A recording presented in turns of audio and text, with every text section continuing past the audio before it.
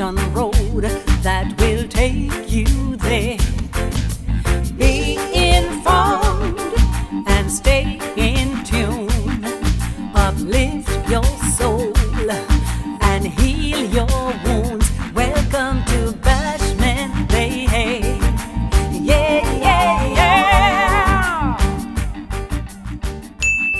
Hello and welcome to another episode of Bashment Bay TV. I'm your host, Sharon Cummings. And I'm Chris Gilchrist. And I'm Paulette Samuels. This is still Mental Awareness Month. So we're looking forward to speaking with Mrs. Vassell, where we will talk about the naturopathic ways and modalities of healing, and in terms of Oriental medicine and traditional forms of treatment. I can't wait for that. So part 2 coming up after this. Estella's Legacy. Grandma Estella, I have a question. Written by Sharon Cummings, Tamika Jones, and Charmaine Russell.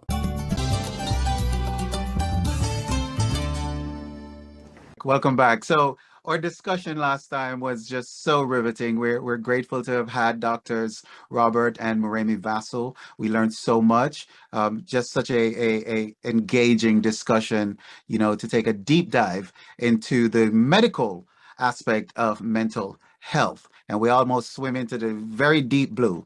So this episode, we're going to talk with Mrs. Vassell, who goes by many names, all of which are hats that she wears and wears oh so well. Mrs. Vassell, thank you so much for joining us as we take this dive into the holistic aspect of mental health. Good evening. Good evening. Thanks for having me. Thank you for being here. I know we've done an introduction prior, but one of the things I did not mention earlier is also that you are a spiritual healer. You're also an Okomfo. Tell us exactly what is an Okomfo, and just to let the audience know so that we can actually include that in our discussion, because I think will be very important. Well, an Okomfo is the Akan word for someone who has studied how to work with the merger of energy forces and the physical body, and really how to manage those energies in a way that allows you to function within the society and to provide therapy as well as receive therapy for yourselves. And you've practiced this work for how long?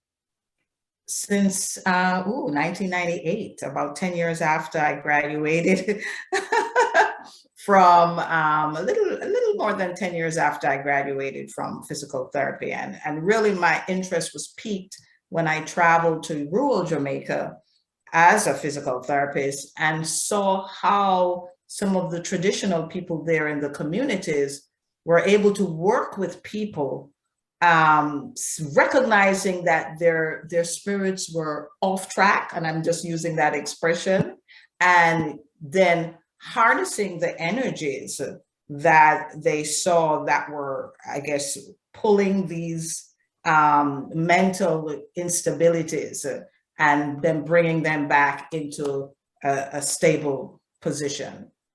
And so I said, wow, really, that can be done?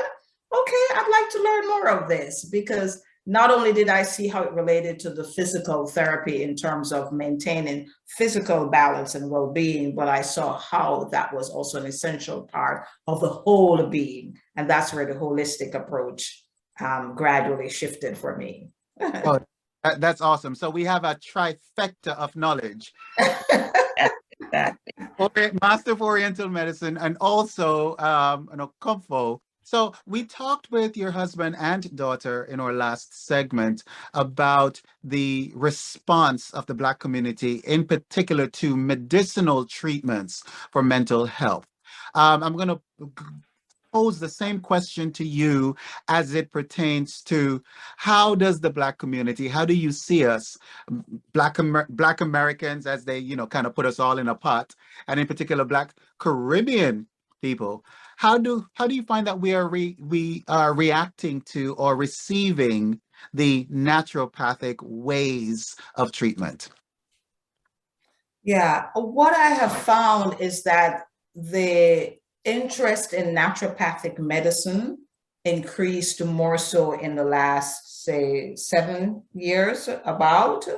Prior to that, it was still unknown to many, or it was classified as being a part of, not, I know it's indigenous culture, but being a part of an area that most people don't want to touch on, such as voodoo, or other aspects of our cultures that people keep quiet, or they will shove it under the rug and say, we don't talk about that. But in the mid of the night, they will go and seek help using some of those methods.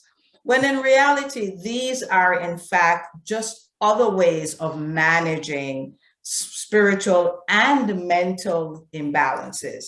And I want to say that a spiritual imbalance is in fact an emotional challenge or an emotional imbalance. And emotional imbalances are classified as mental imbalances. Mm-hmm. And so as a clinician, it was important for me to understand how the two merged and then applied in my practice as a physical therapist, because we would have people come into the practice with severe low back pain, and they never had an injury, they never had a car accident, they didn't have a slip and fall, but they had this pain that came out of what appeared to be nowhere, when in reality, it was the manifestation of physical trauma that led to an emotional imbalance, that led to a spiritual imbalance, that led to a physical imbalance.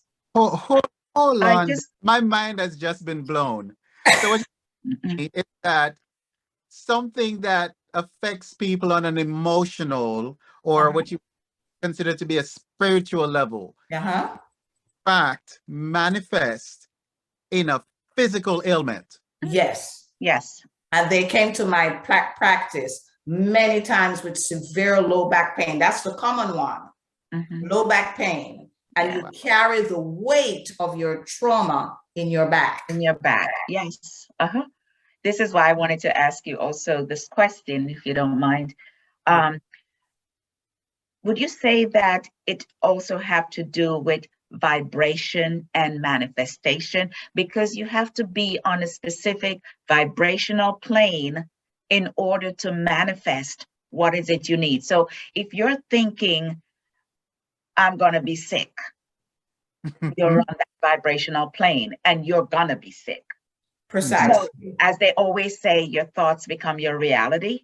That is true. So you have to make sure that you're thinking very positive thoughts, or else negative thoughts will sort of like direct your life and the path in which you're going. So I just wanted to, bring that in about the vibration and the manifestation. Exactly. Wonderful. And vibration is not just what you yourself emit or what you harness. The vibration is also in your environment. In your environment, yes. So places where we live or people that we're in contact with also create a vibrational field that can affect you physically and make you seriously ill, both emotionally and physically. I totally agree with that, because when you're around certain people and they bring off this negative vibe, it's like, oh my gosh, So that is why they say it's not good to be around negative people. Exactly. Because it's like it affects you. It does. Yeah. It does. I know for me, when I'm around negative people, have you ever seen a cat facing a dog and the back goes like this? I can feel it right here. Like I feel like a cat facing a dog like this. Yes. So I Yes. know right there that that environment is not for me, and I move away. Right. So that means you have tapped into your inner vibration. You are aware. Your level of awareness allows you to protect yourself from any kind of imbalance that these dysfunctional environments or dysfunctional individuals can do to your body. And that's part of a program that I implemented about 2 years ago that we call Milestone Awareness of Life. And within those milestones and awareness of your life, what we do is help those from infant into childhood, into young adulthood, into older ages, to really understand how to be aware of what's happening to themselves and how to function in the environment as they go through the various milestones in life. And in so doing, maintain your emotional, mental, and physical well-being. Okay. Mrs. Vassal, you mentioned before, during our previous segment where we did our introduction, you mentioned the term Shen disturbance. Yes. I wanted you to talk a little bit more about that. And in particular, we talk about your trifecta of knowledge, right? Being someone who, one, you are a traditional practitioner in terms of African tradition, traditional forms of healing, and also a practitioner of Oriental forms of healing.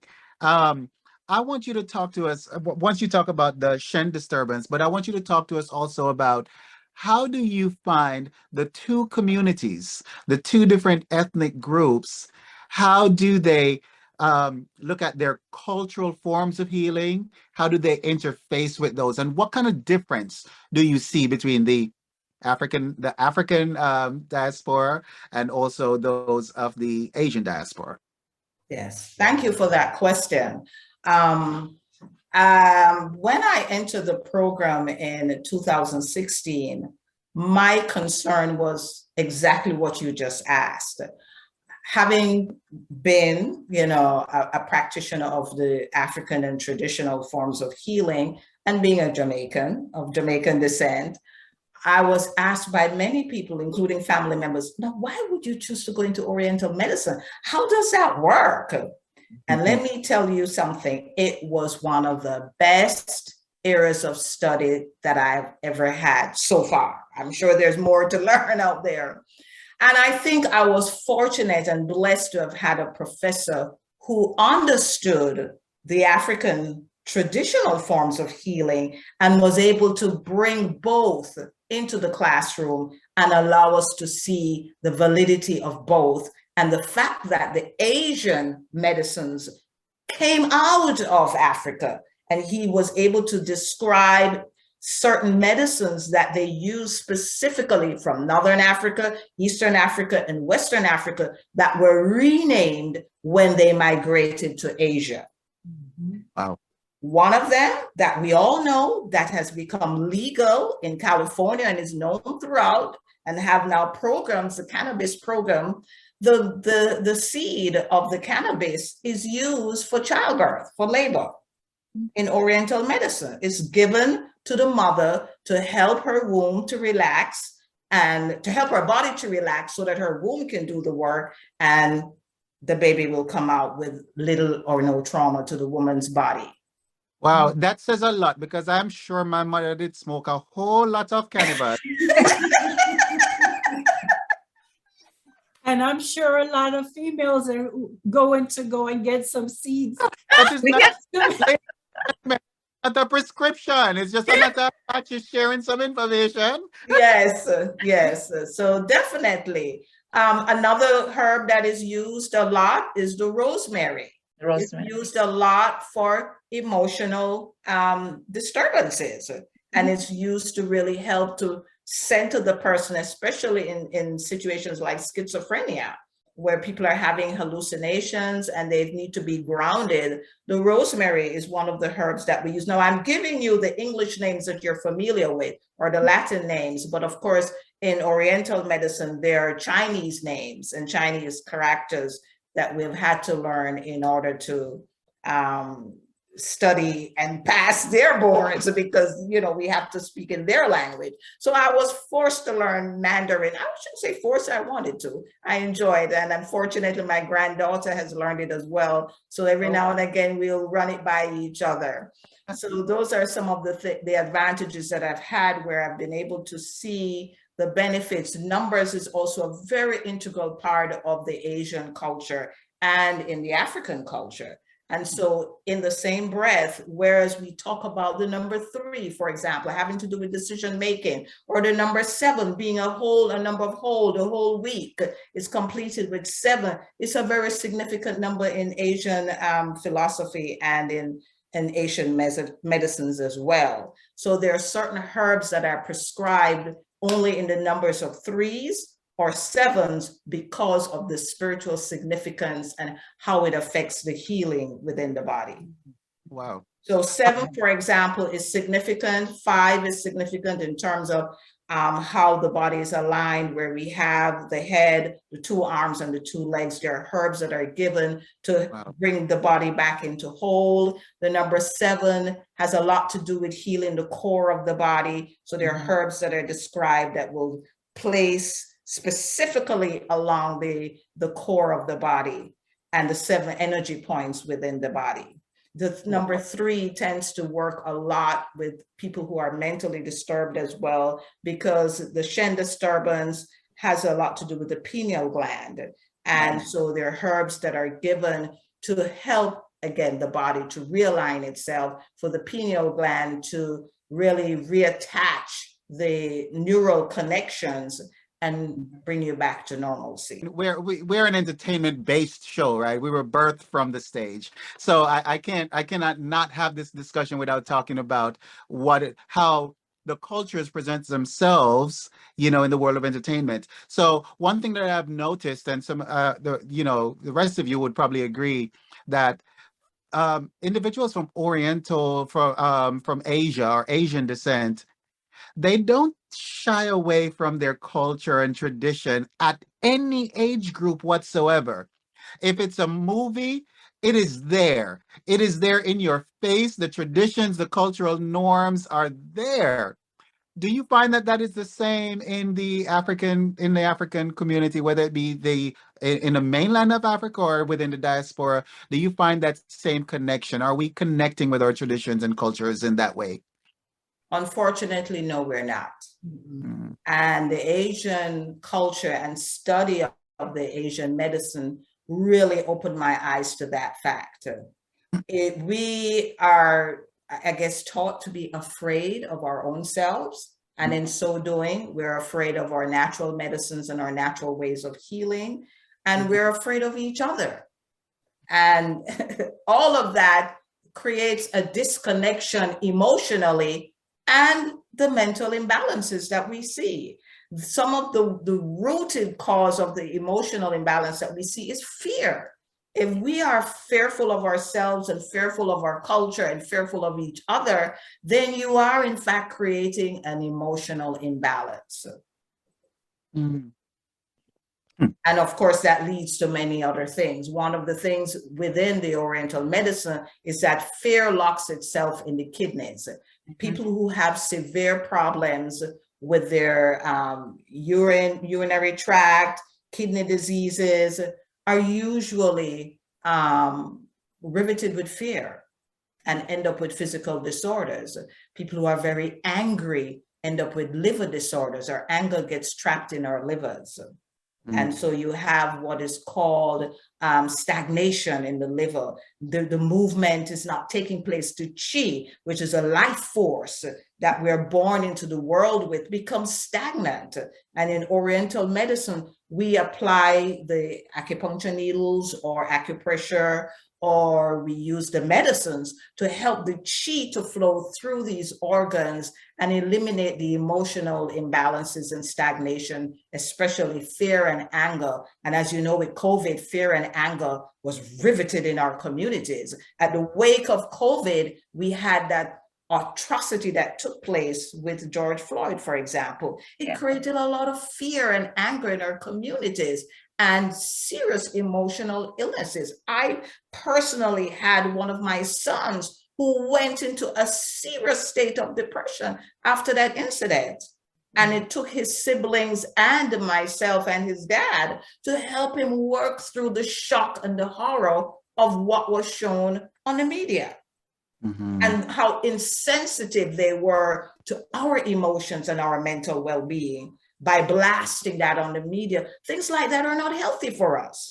The imbalances that exist in our communities, and even though we as people of color know that we need the proper help to manage those situations, we don't go and seek the help. No. We either get extreme and get angry and violent, sometimes taking it out on our own families, creating more trauma, creating more imbalances mentally and physically, because verbal abuse creates physical trauma. Even though the person may not have touched you, emotional abandonment creates physical trauma, even though you may not have been physically mishandled. So these are other aspects of ourselves that affect our mental well-being and require intervention by other sources other than medicine. So I'd like to go back where you were talking about getting our life in balance. I just wanted to make sure that this is this the same thing as having your chakras aligned? It is one of the methods that we include in Oriental medicine. There are several other aspects of, if you want to call it modalities, several modalities that we employ to help someone to work through physical realignment and mental balancing.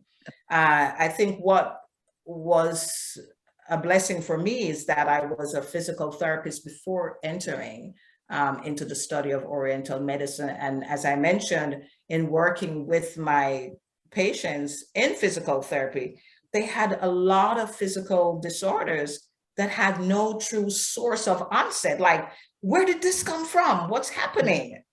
And again, working with my husband, who's a psychiatrist, and people being referred to me for back pain, shoulder pain, all these pains. And I said, well, when was your accident? No, I didn't have an accident. Okay, so you weren't in a motor vehicle accident. What happened?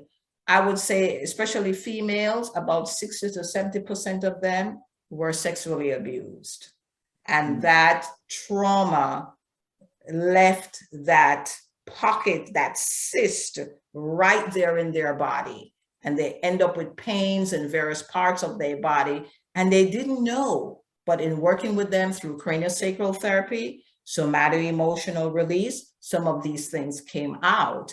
And then that bundle of energy had to be removed, whether it be through a modality, whether it be through healing hands, or by applying some other external stimulation to facilitate the movement of that cyst, because they become bundles of energy that just sit like a stone in the body and it's not going anywhere. And so we have to then facilitate the movement of that away from the body so that the person can heal. And so working with the therapist, whether it be a psychologist and a psychiatrist, then everything combined, the holistic or the integrative approach helps a person to heal fully. In the previous discussion with both your husband and your daughter, your husband talked about when the question was posed regarding particularly children and how some of the children actually, I want to say, use the term, acquire mental imbalances because of what they see, their interaction with mental illness. I want to switch to you now for a second in terms of dealing with those energies? You mentioned some of the modalities that you use, for example, craniosacral therapy or somato emotional release, where you're very much involved. You're the instrument. How mindful do you have to be in those treatment settings about not yourself getting ill? Very good question. Yes, it has to be managed. We have what is called a grounding technique that we have to use for ourselves before we enter the clinical treatment area. We have to do that for ourselves first. During the treatment session itself, it's very easy to get pulled into the field or the energy field of the client or the patient, because again, energy flows back and forth. So throughout the session, we have to also pause and check ourselves to ensure we're not absorbing it. After the session, we then have to go and do whatever we need to do for ourselves, whether it be right after the session or at the end of the day. There are special herbs that we drink in Oriental medicine. We ourselves have to get ourselves treated. It is required that we treat ourselves. Wow. Not only throughout the studies, but as a clinician, as a practitioner, we are required to get treatment to maintain our balance. And then there are various ways that I personally manage myself, and that is through music, going to the ocean, to the forest. And I recommend some of those very things with my clients as well, because they're all therapeutic ways of working with your energy fields. Wonderful. I'm glad you mentioned that, because this goes and segues into my next question. Oh, it's my new name. It's my word today, segue. I quite. So one of the things that Dr. Vassal mentioned as one of the main aversions or disparities in particularly the Black community, and Moremi mentioned this as well, is the access to proper care. And one of the main things is the lack of access through the lack of insurance, the inability to afford.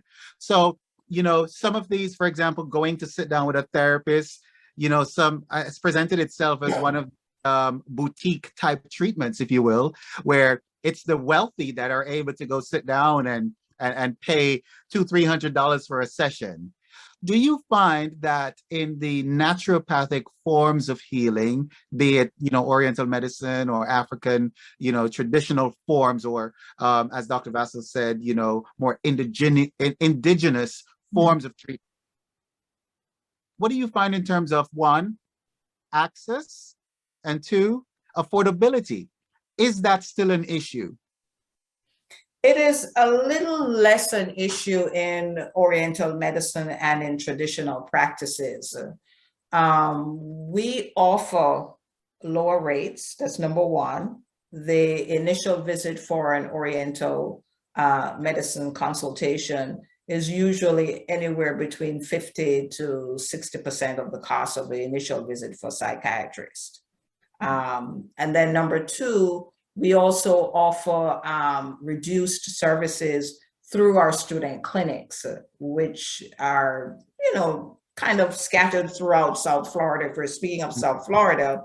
However, if someone is not really leaning towards Oriental medicine, then with regards to the traditional methods that we offer, then there's the option to pay over a period of time.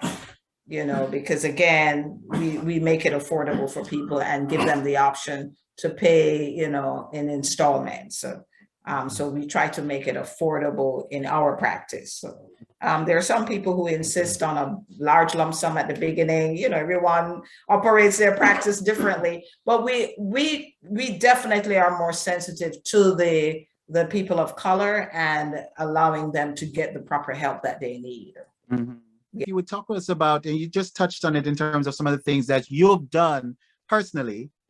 Talk to us about some of those things that may not cost us anything, in terms of things that we can do for ourselves that, you know, fall within the treatment practices that you practice, what are some of those things that we can, one, pay attention to in terms of our own energies, our own mental state of mind, and simple things that can be done?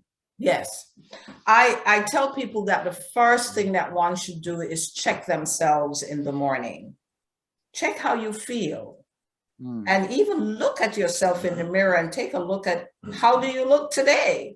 Do you look okay when you look at yourself in the mirror? Or do you look like you didn't get enough sleep? Or do you look like, oh my gosh, you're on cloud 9? You know, those are things that don't cost you anything. You can actually check yourself and see how you look. Check how you feel inside. As Paulette says, you can feel that energy when you're in a setting that's not good for your spirit. Are your ears burning? Are you feeling a queer feeling in your stomach? All of those are natural responses, energy responses that your body speak to. Our intestines are our number one communicating device in our body. Not the brain. Not the brain, our intestines. So when you hear somebody say, boy, I feel that in my belly button, that is a profound level of communication. If you are in a setting and you're with someone and you don't feel good about the situation, you feel uncomfortable in your stomach. That's why some people have diarrhea or IBS, irritable bowel syndrome. All of those are the body's way of communicating with you to say the situation is not good for you. Your spirit don't take to that. Your spirit don't take to the person. When people talk about having butterflies, when they're talking about a relationship and they feel good, where are the butterflies? In their stomach. Yes. Your number one communicator is your intestine. Wow. So whatever you feel, check it. The number two, your ears. If your ears are getting hot, not a good situation either. It can lead to you getting angry. So you put yourself in check if your ears are getting hot. If your ears are ringing, and people talk about, boy, my ears was ringing this morning, or somebody had called my name, or my nose burning, and somebody, all of these are symptoms or signs, that your body is picking up an energy field and you need to pay attention to it and check and see what is happening, because it's your body's way of talking to you. Okay? If your eye is twitching, yes, that's also another way that your body is communicating with you. People say, oh, you're going to see somebody today. Somebody I haven't seen in a long time. Yes. But it means that you're not getting enough blood flow to your eyes. Sometimes it means you're exhausted and you need to sleep. As simple as that. You know, it's just, again, your body's way of telling you you need to do something about that. If you find that your eyes are getting red a lot, getting inflamed, we use junhua, the flowers, the petals, and put them on the eyes to rest. Some people use cucumber slices. All of these are natural ways. You don't have to go to the doctor, but they help your body to relax. You absorb the natural minerals into your bloodstream, and it helps your body to realign itself. Oh, wow. Junhua is chrysanthemum. Let me translate that to English. I'm sorry. I just said it in Mandarin. But chrysanthemum petals are very good for your eyes, for resting your body, for realigning your mental state, and allowing you to refresh your spirit for the day. Mrs. Vassal, what you're saying is, I mean, I'm glad you've said it. It's so true. I've seen so many studies and research from medical practitioners, from MDs, that tell you that, most illnesses start within your gut, and paying attention to gut health is of paramount importance. Very recently, I myself, in talking to a practitioner of Oriental medicine, he stated to me that I needed to invest in getting a good probiotic, and I don't really have gut issues in terms of, oh, I feel sick all the time. But he said, as you're getting older, it's time to pay more attention to your gut. Get a good probiotic, and start. He told me that today. Listen to your body, because your body will tell you exactly what it needs when. There you That is so true. Yeah. I remember one night I came home from work, and I just had a craving for beet juice, right? And I told myself, well, you know what? I'm tired. I'm gonna go sleep. And I came home pretty early. I went to sleep, and probably about 2 hours later, I jumped up out the bed, and my body was telling me, I need you to go get this beet and ginger juice. I ran to Pall Mall. I could not sleep. I was not able to sleep because my body was telling me that it needed it. Yes, it needed it. It was insistent. Go get this. Right. So thanks for telling us. And your liver probably needed it. Yes. Right. And you probably didn't know, but your liver probably needed to soothe your liver. And maybe if you retrace your steps, something may have happened that you had some kind of insidious onset of anger and you didn't even realize. And that's what you needed. That's what beet does to your body. It soothes your liver, one of the vegetables that soothes your liver.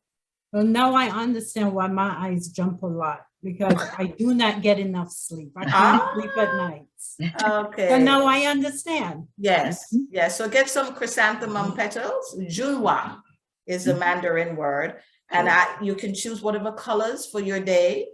And you just soak them in a little bit of cool water and you put them on your eyes, the whole bud itself, and just place it on your eyes. Take a picture, of course, a selfie, and lay back, put your feet up, breathe in deeply, exhale slowly, and think of the ocean. And if you can do it by the ocean, that's even better.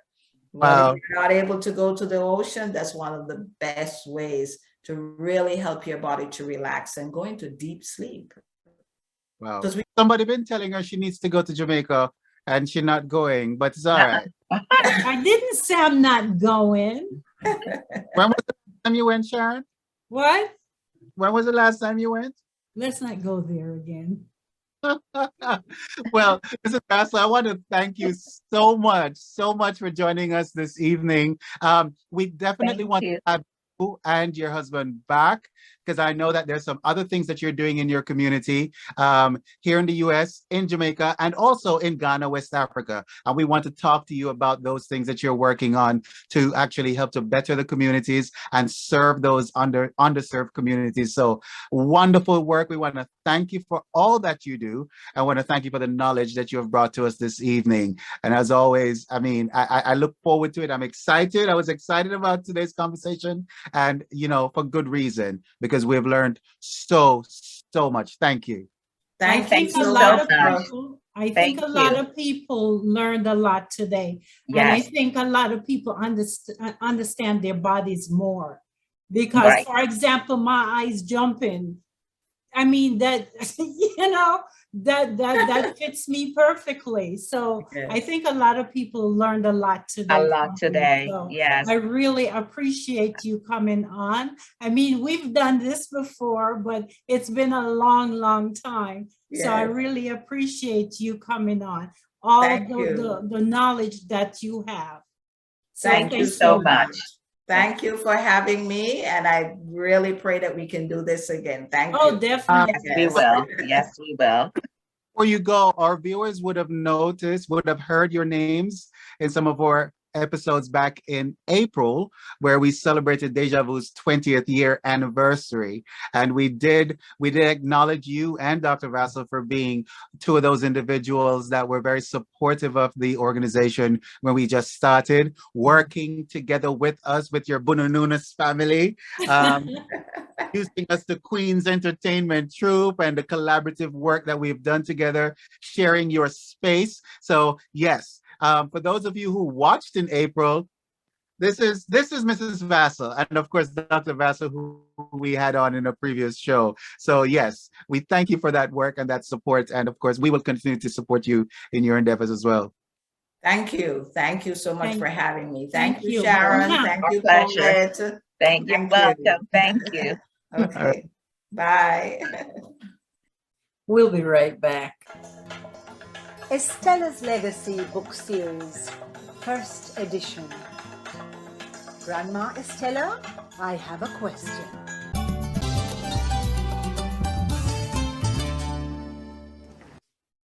Welcome back. Mental illness is a very serious condition. And I know some people don't like to admit that they have a problem or a family member has a problem, but it's very important that you seek help and don't give up on your loved ones. If you have a loved one that is having some mental problems right now, because there is treatment for that. So if you know someone, seek help for them. It's very important that they get the help that they need. So here are some numbers that you can call if you think you know someone that needs help. Because as I said, usually they don't think they need help. But if you can see that someone needs help and you care about that person, seek help for them. That's what family does. Yeah, yeah, yeah. Tune into Bashment Bay. Tune into Bashment Bay. Join us on Sunday, June 5th for a special episode of Bashment Bay. We will be discussing domestic abuse or physical abuse. And we will have a special guest who is a domestic violence community advocate from New York. So join us, won't you? Before we go, I would like to say happy birthday to my hubby. Today's his birthday. So I just wanted to say happy birthday and I love you. I love you. I thank you for putting up with me. And you're the best. I really lucked out. Enjoy your day. Well, I'll make sure you enjoy your day. So thank you for watching and we will see you next time. See you then. Bye, everyone. Bye all. Oh, cheers. We have to say cheers. Wait, Cheers. let me put it on gallery. Cheers. Okay. Cheers. Cheers. Where's everyone's glass? I don't ask tonight. I'm about to go. Imaginary glass. You know, I haven't eaten either, so this is not wine, it's sorrel. Okay. With a That's little not- wine. With a With little wine. a little, no, white rum. Right. Oh, even better. You'll sleep tonight. You will sleep tonight. It. I will definitely sleep tonight. This is from Christmas that my daughter made. So. Oh, it said cure. It's sit down there Oh, curing. yes. Yes, it's well cured. Mhm. Mm. Yeah. Tonight. Tune in to Bashment Bay. Tune in to Bashment Bay.